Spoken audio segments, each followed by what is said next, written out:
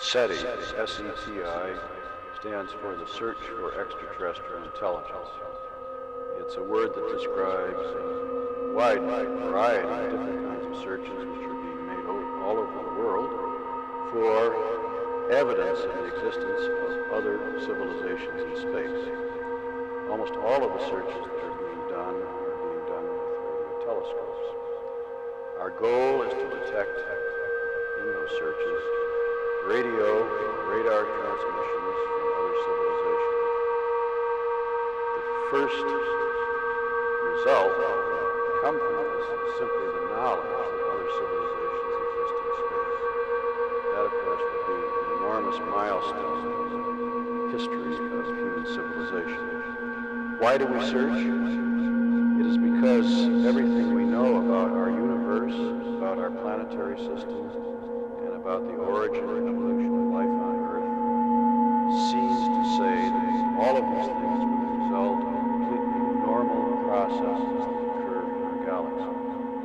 No special phenomena, no freak events were required for our civilization to exist as it does.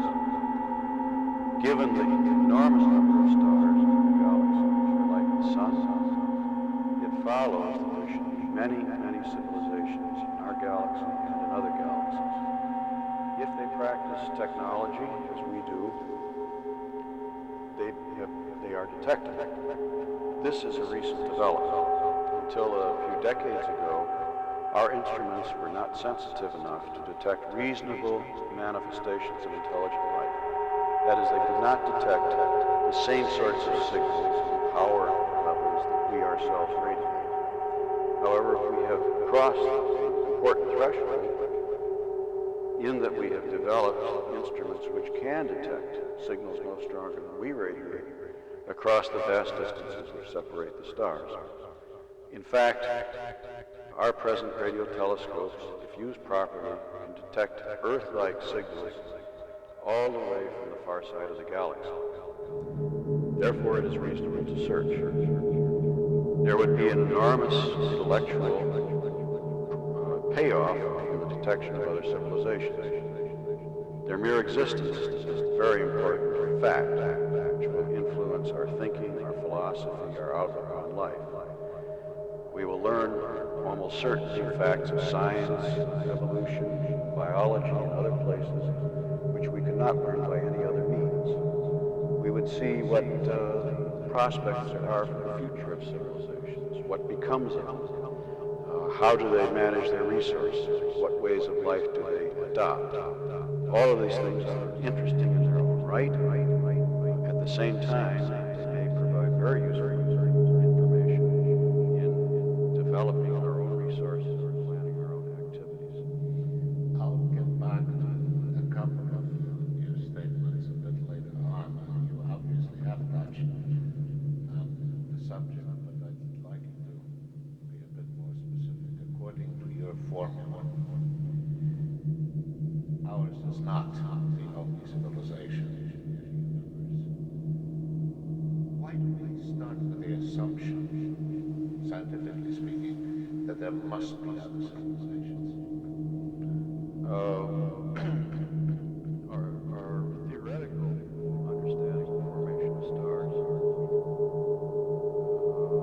and our observations suggest that stars are formed. They are formed not alone, but must be accompanied by another object or objects. And indeed, about half the stars in the sky are double stars. We believe, from what we have seen and our theories again, that the remainder of the stars, or indeed even some of the double stars, are accompanied by planetary systems. The theory of planetary system formation says that some of the planets in these systems will be similar to the Earth, and there's now been a multitude of experiments conducted in the chemistry laboratories here on Earth which show that where you have a planet like the Earth, the chemistry of life develops quite spontaneously and with vigor. It does not require any special circumstances for the first steps in life to develop. We have not traced as yet the development first truly living things. We reproduce the construction of molecules of life, but not the first living things.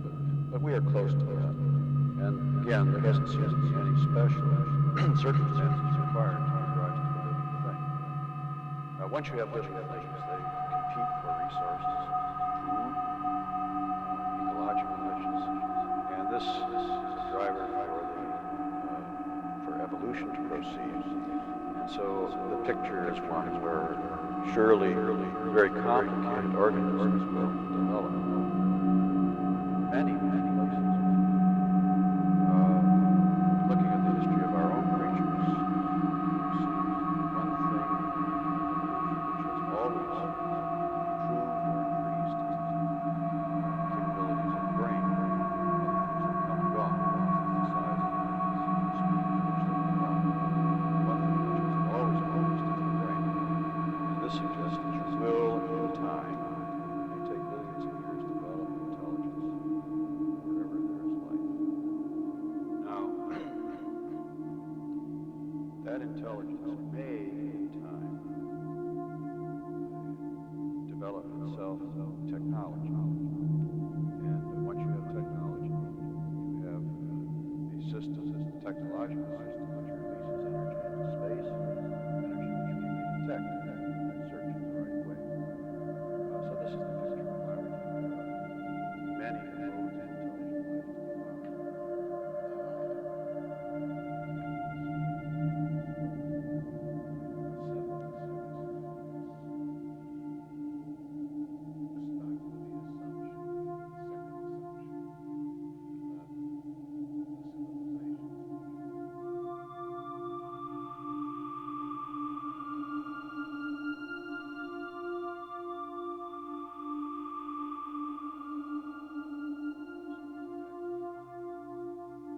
Project Cyclops could be constructed today using exactly that technology,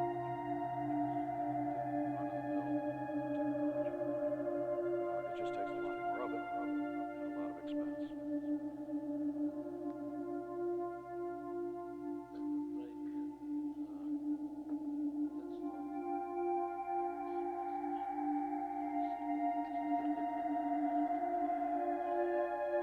Question number one. Why did you decide to use numbers to affect to a human being what a potential Well, that's an interesting question, a very profound question, and that is, what should you say? Messages intended for the benefit of other civilizations. And there are a lot of different ideas on that. The best answer is for sure.